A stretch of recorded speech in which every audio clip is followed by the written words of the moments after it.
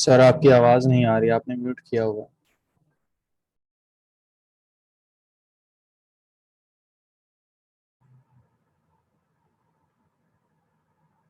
अब मेरी आवाज आ रही है? जी अभी आपने अनम्यूट किया है, अब आवाज आई है। अच्छा अच्छा। So rather than abandoning Fourier series, one might wonder what if we can somehow use Fourier series to develop a representation that can be applied to aperiodic signals. By viewing an aperiodic signal as a limiting case of periodic signal with period where t is approaching infinity. यानी अगर हम ए periodic signal को ऐसा case बना ले कि वो हो तो पीरियडिक सिग्नल, लेकिन उसकी जो लिमिट है, जो टाइम पीरियड है उसका, वो इन्फिनिटी है। यानी हम पीरियडिक सिग्नल से ए पीरियडिक सिग्नल की तरफ जब जाते हैं तो लिमिट ये यूज़ करते हैं कि ऐसी ऐसा सिग्नल जिसका पीरियड इन्फिनिट है तो वो ए पीरियडिक सिग्नल बन जाता है। यानी ऐसा सिग्नल जो बेसिकली ए पीरियडिक है, उसको अगर हम पीरियडिक कंसिडर करना चाहें तो ये हम कंसिडर कर सकते हैं कि उसका पीरियड इन्फिनिटी है। ठीक है, ये समझ आ गई है कि इसका टाइम पीरियड जो है वो इन्फिनिटी कैसे है, क्योंकि उसका टाइम पीरियड इन्फिनिटी है, वो रीच ही नहीं हो रहा टाइम पीरियड।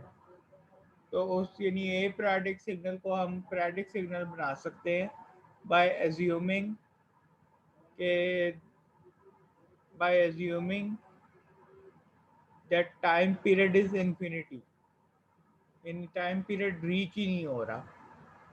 ठीक है, तो हम इस तरह पीरियडिक सिग्नल को ए पीरियडिक सिग्नल में कन्वर्ट कर सकते हैं, और इस तरह हम फोरियर सीरीज से फोरियर ट्रांसफॉर्म की तरफ जनरलाइजेशन कर सकते हैं। तो फोरियर ट्रांसफॉर्म फाइंड करने का फार्मूला जो है वो एक्स ऑफ ओमेगा, ये आपकी बुक में ओपनहाइम में एक्स ऑफ जे ओमेगा लिखा हुआ है, वो भी ठीक है, वो नोटेशन भी ठीक है। लेकिन बाकी जो बुक्स हैं, ये सीरीज, ये बुक हो गई, साइमन हाइगन की बुक हो गई, ये स्लाइड्स में भी, और बहुत सी बुक्स हैं उसमें एक्स ऑफ ओमेगा यूज होता है फोरियर ट्रांसफॉर्म के लिए, क्योंकि एक्स ऑफ जे ओमेगा जो है वो हम पीछे फोरियर सीरीज के लिए यूज कर चुके हैं। तो इसलिए जो यहाँ पे नोटेशन है वो एक्स ऑफ ओमेगा आमतौर पे यूज की जाती है, लेकिन आपकी बुक में ओपनहाइम में x of j omega represent किया हुआ है, जे ओमेगा से रिप्रेजेंट किया हुआ है फोरियर ट्रांसफॉर्म को, एक्स ऑफ जे ओमेगा से रिप्रेजेंट किया हुआ है। So both notations are correct, x of j omega से रिप्रेजेंट करें या एक्स ऑफ ओमेगा से रिप्रेजेंट करें, both notations are used in different books. तो दोनों नोटेशन ठीक है, दोनों नोटेशंस को हम यूज कर सकते हैं। अभी हम एग्जांपल्स देखेंगे बुक की, तो उसमें देखेंगे कि नोटेशंस कौन सी यूज की हुई हैं। तो x of omega Fourier transform find करने का फार्मूला ये आपने मैथमेटिक्स में भी पढ़ा होगा, minus infinity to plus infinity x of t e raise to power minus j omega t d t. ठीक है, ये फोरियर ट्रांसफॉर्म एनालिसिस इक्वेशन जो है वो कहलाती है। ठीक है, इनवर्स फोरियर ट्रांसफॉर्म अगर दी हो, उससे हम इनवर्स फोरियर ट्रांसफॉर्म भी फाइंड कर सकते हैं, यानी उसी सिग्नल को हम दोबारा टाइम डोमेन में फाइंड कर सकते हैं। तो वो फार्मूला, उसको रिप्रेजेंट करने का जो फार्मूला है वो भी सिमिलर है, उसमें सिर्फ साइन का डिफरेंस है, और 1/2 से स्केल किया हुआ है। 1/2 से स्केल करना है आपने, और एक्स ऑफ जे ओमेगा यानी Fourier transform and e raise power j omega t d omega, इसको फिर कंसिडर डोमेन में इंटीग्रेट कर दें तो वो हमारे पास टाइम डोमेन सिग्नल आ जाएगा। तो ये जो इक्वेशन है ये इनवर्स फोरियर ट्रांसफॉर्म कहलाती है। This is called Fourier transform equation, and this is called inverse Fourier transform equation. ठीक है, इसको हमेशा रिप्रेजेंट करते हैं x of t double arrows continuous time Fourier transform x of omega.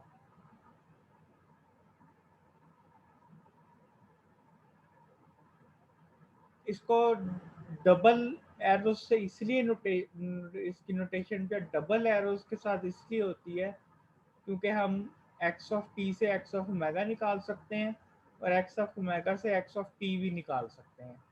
तो दोनों नोटेशन जो हैं वो दोनों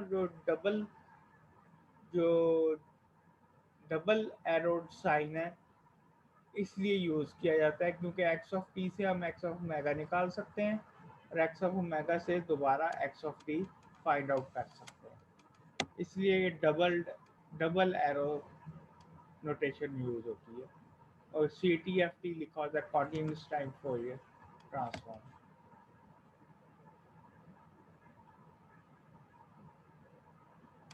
कन्वर्जेंस प्रॉपर्टीज वही हैं, ये हम दोबारा नहीं स्टडी करेंगे, ये वही हैं जो फोरियर सीरीज की हैं, वही आप दोबारा देख सकते हैं। फोरियर सीरीज की जो प्रॉपर्टीज थी वो क्या थी, कन्वर्जेंस प्रॉपर्टीज वो क्या थी।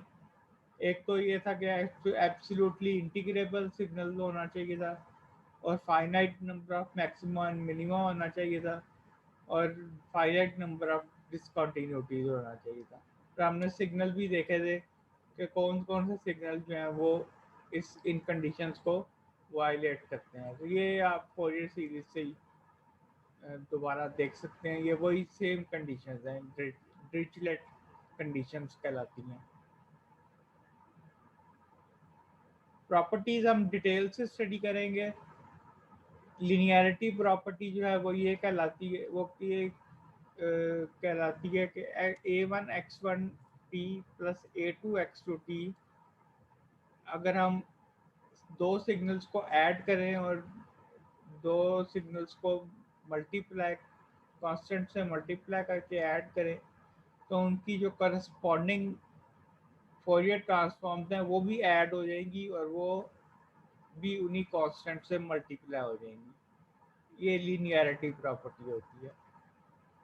टाइम डोमेन शिफ्टिंग ये बहुत इंपॉर्टेंट प्रॉपर्टी है। टाइम डोमेन में अगर शिफ्ट करें तो हमने फोरियर सीरीज में देखा था कि वो एक फैक्टर मल्टीप्लाई हो जाता था, यहाँ पे भी एक फैक्टर जो है वो मल्टीप्लाई हो जाता है, यानी ये फेज कहलाता है।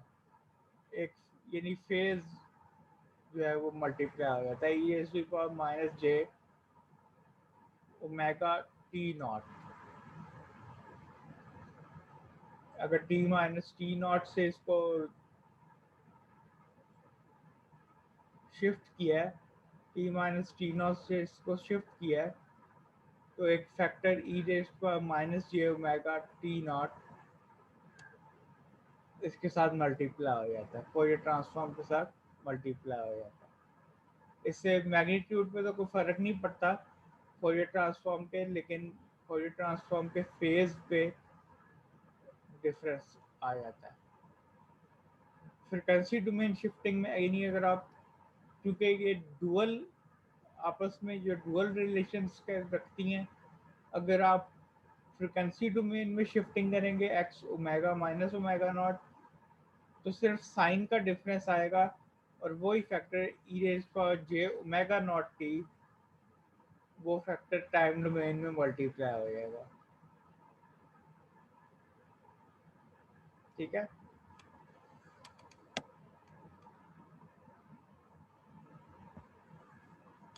टाइम फ्रीक्वेंसी डोमेन स्केलिंग, अगर टाइम डोमेन में स्केलिंग करेंगे यानी टाइम को कंप्रेस या स्केल करेंगे तो वो ए के साथ डिवाइड हो जाएगा, दोनों तरफ मैग्नीट्यूड भी डिवाइड हो जाएगा और उसका जो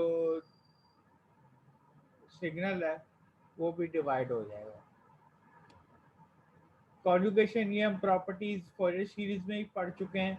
कॉन्जुगेशन अगर यानी जे को माइनस जे से रिप्लेस करें तो एक्स ऑफ माइनस ओमेगा का कॉन्जुगेशन आ जाएगा, यानी एक्स ऑफ माइनस ओमेगा का मतलब ये है कि पहले उसको फ्लिप करेंगे फोरियर ट्रांसफॉर्म को फ्लिप करेंगे और उसके बाद जे को माइनस जे से रिप्लेस कर देंगे।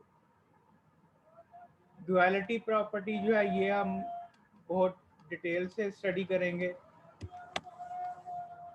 एग्जांपल्स भी करेंगे। ये बहुत इंपॉर्टेंट प्रॉपर्टी है। वो ये कहलाती है कि अगर एक्स ऑफ टी, यहाँ से समझ नहीं आएगी, वो जब हम एग्जांपल्स करेंगे बुक की तो उसमें देखेंगे कि ये कैसे होल्ड करती है। टाइम डोमेन कॉन्वोल्यूशन, अगर टाइम डोमेन में कॉन्वोल्यूशन हो तो फ्रीक्वेंसी डोमेन में मल्टीप्लिकेशन हो जाएगा। ये बहुत इंपॉर्टेंट प्रॉपर्टी है। यानी अगर वो सेकंड चैप्टर में हमने कॉन्वोल्यूशन फाइंड किया था ना, एक तरीका ये है कि अगर हम कॉन्वोल्यूशन फाइंड करना चाहते हैं तो उनकी फोरियर ट्रांसफॉर्म ले लें सिग्नल्स की और उन दोनों को मल्टीप्लाई कर दें और उसके बाद आखिर में उसकी इनवर्स फोरियर ट्रांसफॉर्म ले लें, तो वो हमारे पास कॉन्वोल्यूशन आ जाएगा।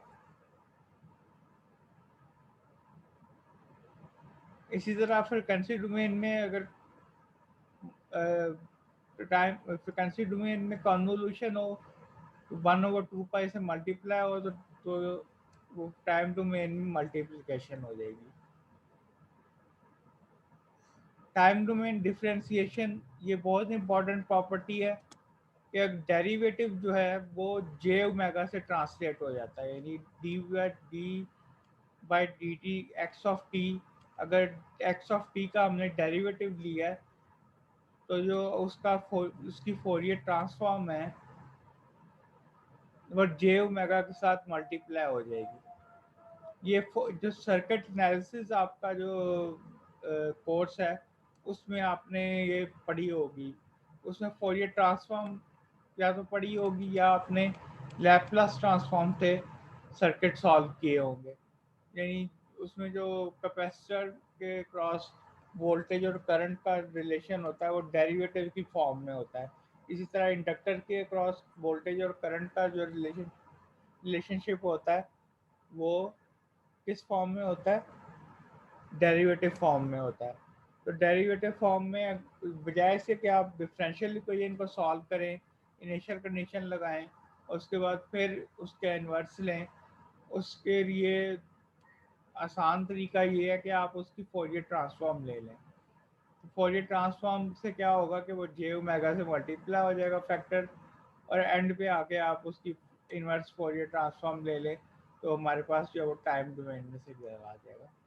अभी देखते हैं कि ये सर्किट एनालिसिस में कैसे यूज होती है।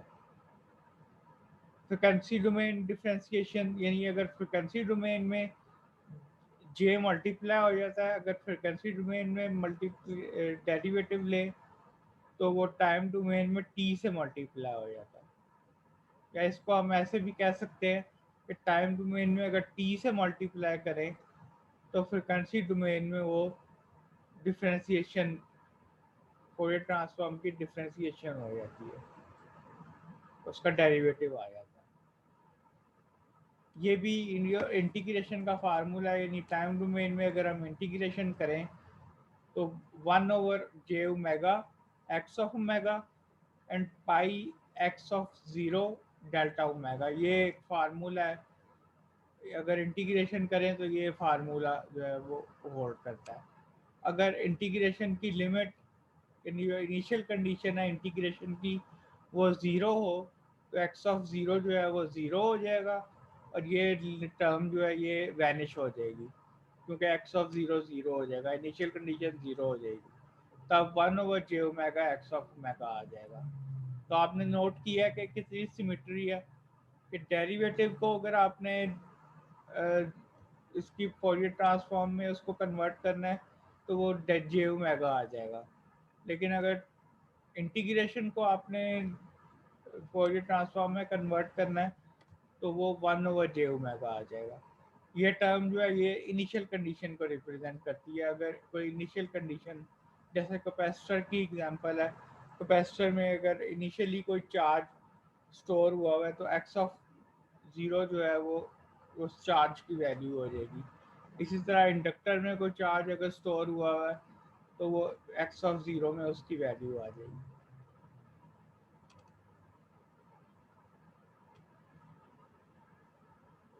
कोई क्वेश्चन?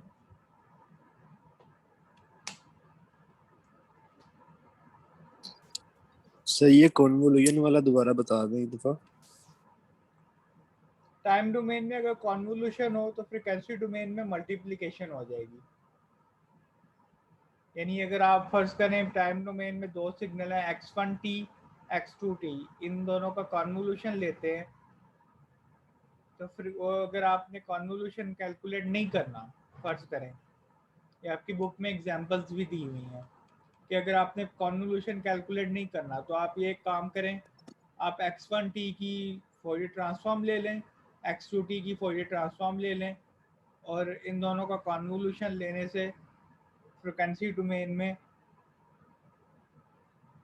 फोरियर ट्रांसफॉर्म दोनों की मल्टीप्लाई हो जाएंगी। और उसके बाद ऐसा करें कि इसकी inverse Laplace transform inverse Fourier transform ले लें, तो वो टाइम डोमेन में सिग्नल आ जाएगा। ठीक है, वो सूरत में कि अगर आपने एक कॉन्वोल्यूशन कैलकुलेट नहीं करना। अदरवाइज अगर आपको कहा गया कि कॉन्वोल्यूशन कैलकुलेट करें तो आपने कॉन्वोल्यूशन ही कैलकुलेट करना है। वो क्वेश्चन में गिवन होगा कि इसका कॉन्वोल्यूशन फाइंड करें, या क्वेश्चन में गिवन होगा कि इसका फोरियर ट्रांसफॉर्म प्रॉपर्टी लगा के कॉन्वोल्यूशन फाइंड करें, तो फिर आपने प्रॉपर्टी लगा के फाइंड करनी है। अभी एग्जांपल्स देखते हैं, बुक में आपकी एग्जांपल्स दी हुई हैं। अच्छा, ये कुछ कॉमन सिग्नल्स हैं जिसकी फोरियर ट्रांसफॉर्म जो है वो दी हुई हैं। ये आपने कुछ कुछ की जो फोरियर ट्रांसफॉर्म्स हैं वो आपने याद रखनी है, क्योंकि वो कॉमनली यूज होगी, वो गिवन नहीं होगी। वैसे डेल्टा टी की फोरियर ट्रांसफॉर्म अगर आप फाइंड करना चाहें तो आपकी बुक में भी दिया हुआ है 1 होती है। यू ऑफ टी की फोरियर ट्रांसफॉर्म अगर फाइंड करना चाहें तो पाई delta omega plus 1/j omega. 1 की फोरियर ट्रांसफॉर्म जो है 2 पाई डेल्टा ओमेगा होती है। सिग्नम टी एक फंक्शन है, उसकी फोरियर ट्रांसफॉर्म 2/j ओमेगा होती है। ये फैक्टर जो है e raise to power j omega naught t, इसकी Fourier transform 2 pi delta omega minus omega naught. इसको अगर आप प्लॉट करना चाहें तो प्लॉट भी कर सकते हैं।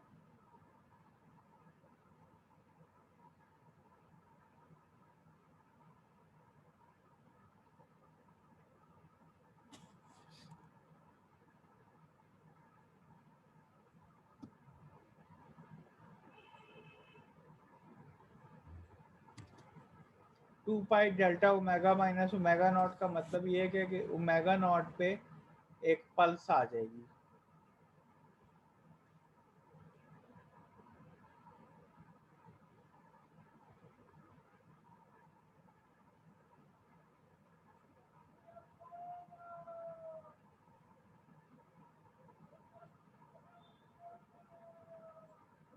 ओमेगा नॉट, और इसका मैग्नीट्यूड क्या हो जाएगा 2 pi.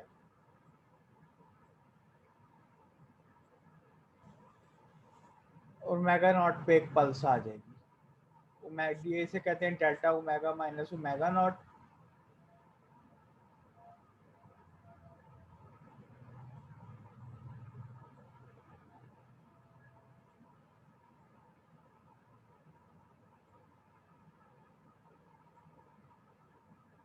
Delta omega minus omega not और 2 पाई, 2 पाई से इसका मल्टीप्लाई हो जाएगा।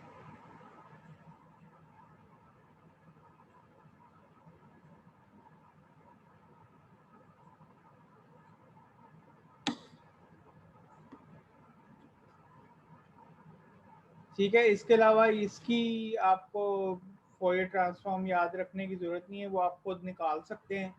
कॉस ओमेगा नॉट टी और साइन ओमेगा नॉट टी की याद रखनी बहुत आसान है याद रखनी।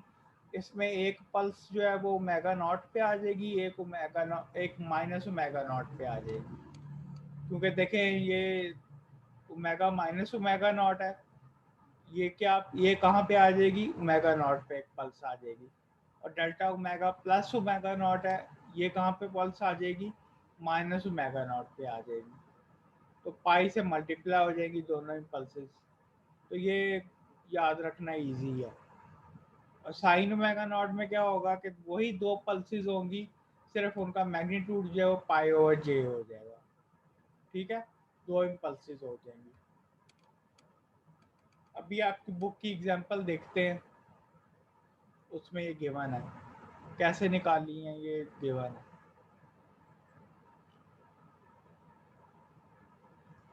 ये इसकी जो ये रेक्टेंगुलर फंक्शन है और इसकी सिंक फंक्शन है, इसकी आपको यहाँ से समझ नहीं आएगी, ये बुक की एग्जांपल स्टडी करेंगे तो आपको पता चल जाएगा।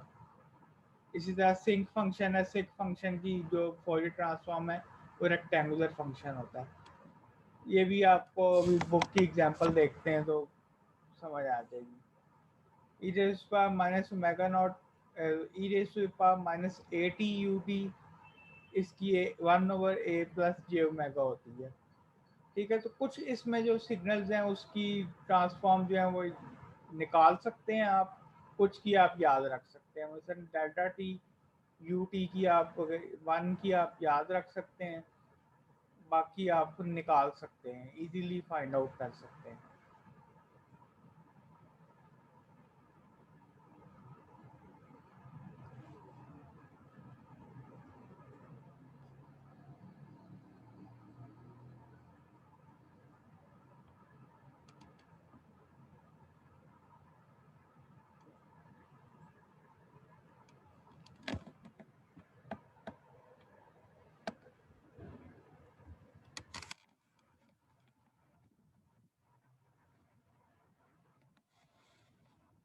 मीटिंग जो है वो एंड होने वाली है, तो थोड़ा सा स्टडी कर लेते हैं। ये लीनियरिटी प्रॉपर्टी है, वही हमने पढ़ी है x1t की अगर सर ट्रांसफॉर्म। जी सर कोई एग्जांपल सॉल्व करवा दें जिनमें ये तमाम चीजें मतलब कि यूज हो रही हो ताकि अच्छे तरीके से समझ आ जाए सर। एग्जांपल्स एंड पे करेंगे बेटा, बुक की एग्जांपल्स करेंगे, वो सारी चीज़ें उसमें दी हुई हैं, वो एंड पे करेंगे। पहले थ्योरी पढ़ लें फिर एग्जांपल्स करेंगे।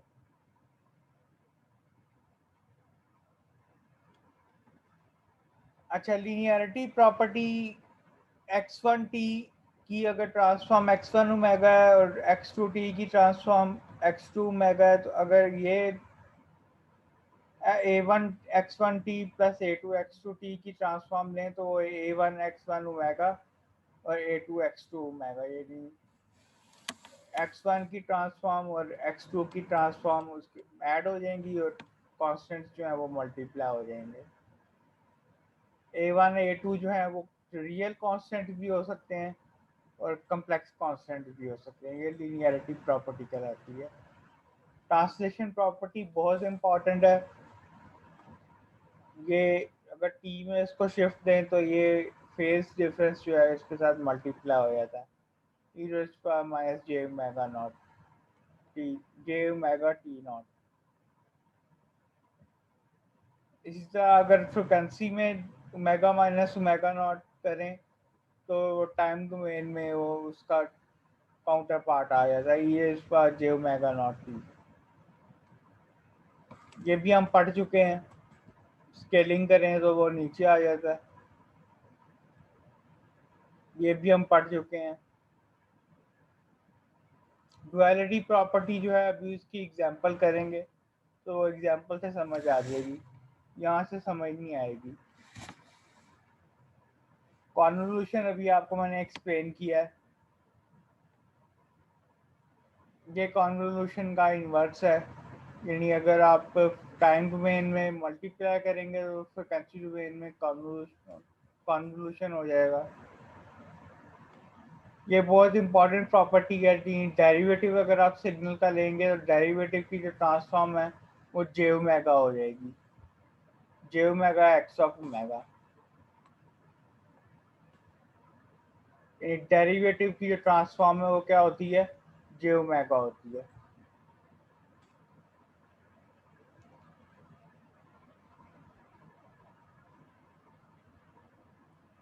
कोई क्वेश्चन एग्जांपल्स के अलावा? एग्जांपल तो भी करते हैं लास्ट पे।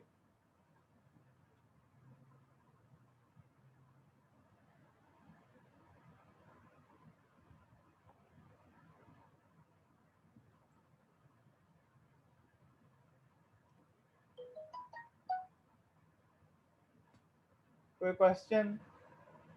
अदरवाइज हम प्रॉपर्टीज पढ़ चुके हैं।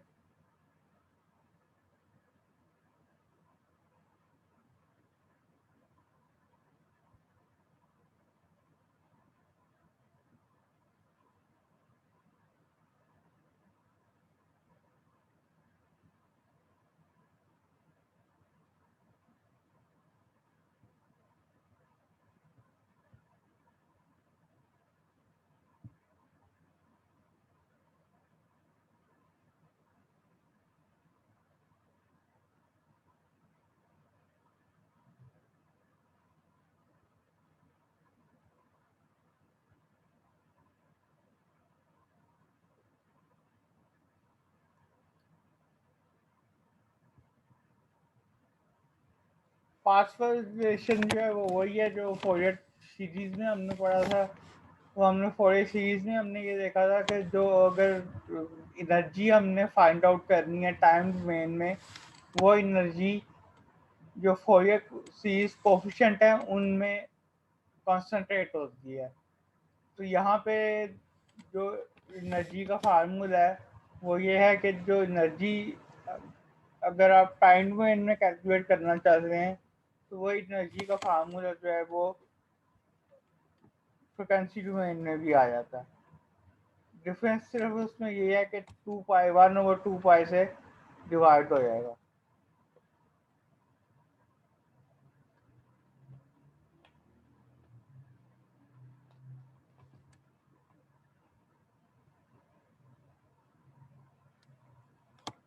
इसे कहते हैं password relations for calculating energy in the signal.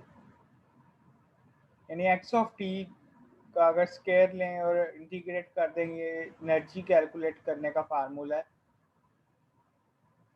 तो अगर आप इसको फ्रिक्वेंसी डोमेन में करना चाहते हैं तो उसकी फॉरियर ट्रांसफॉर्म लेके -∞ से +∞ इंटीग्रेट कर सकते हैं, 1/2 पाई से मल्टीप्लाई हो जाएगा। अगर x इवन होगा तो इसकी फॉरियर ट्रांसफॉर्म भी इवन होगी, x ऑड होगा तो फॉरियर ट्रांसफॉर्म भी ऑड होगी। इवन और ऑड सिग्नल हम बहुत दफ़ा पढ़ चुके हैं। फॉरियर ट्रांसफॉर्म ऑफ पीरियोडिक सिग्नल, उसके लिए आप ये फार्मूला याद रखें कि x ऑफ ओमेगा यानी फॉरियर ट्रांसफॉर्म समेशन के -∞ टू +∞ 2 पाई ए के आर फॉरियर कोफिशिएंट्स। जो पीरियोडिक सिग्नल हो गया उसकी फॉरियर सीरीज कोफिशिएंट्स हैं, और डेल्टा ओमेगा माइनस के ओमेगा नॉट से मल्टीप्लाई हो जाएगा। Delta omega minus omega not को हम के ओमेगा नॉट को इस तरह लिख सकते हैं, डेल्टा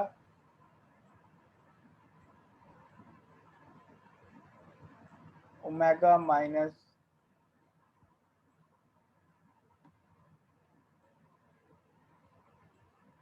के ओमेगा नॉट। इसे कहते हैं इम्पल्स ट्रेन।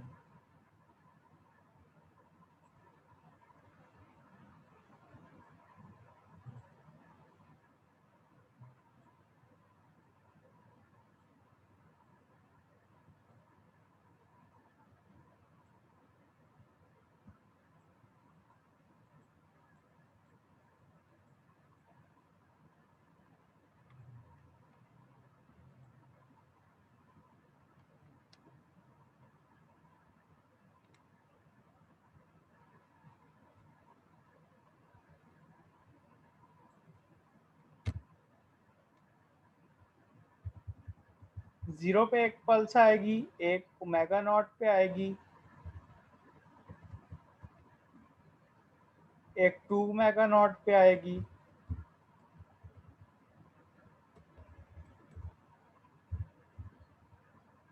एक 3 ओमेगा नॉट पे आएगी,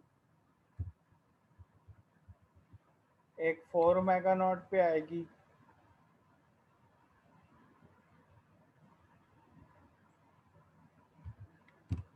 and so on and so fourth.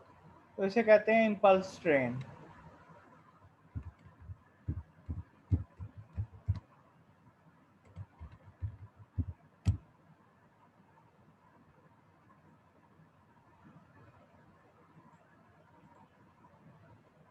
क्योंकि ये सीरीज ऑफ इम्पल्सिस हैं जो चलती जा रही हैं, impulse train. And k is equal to minus infinity से प्लस इन्फिनिटी। ये मैंने 0 से स्टार्ट किया है ये, वरना माइनस इन्फिनिटी से स्टार्ट होना चाहिए अगर k माइनस इन्फिनिटी से प्लस इन्फिनिटी होगा तो। अच्छा, मीटिंग एंड होने वाली है, इसके बाद दोबारा आते हैं, थोड़ा सा और देख लेते हैं।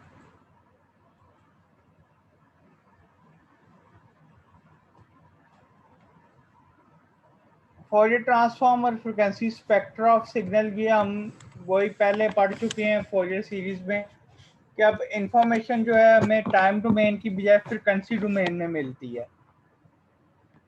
ठीक है, in viewing a signal as having information distributed with respect to time, now we view a signal as having information distributed with respect to frequency. That is the function whose domain is frequency. Fourier transform की जो domain है वो frequency होती है।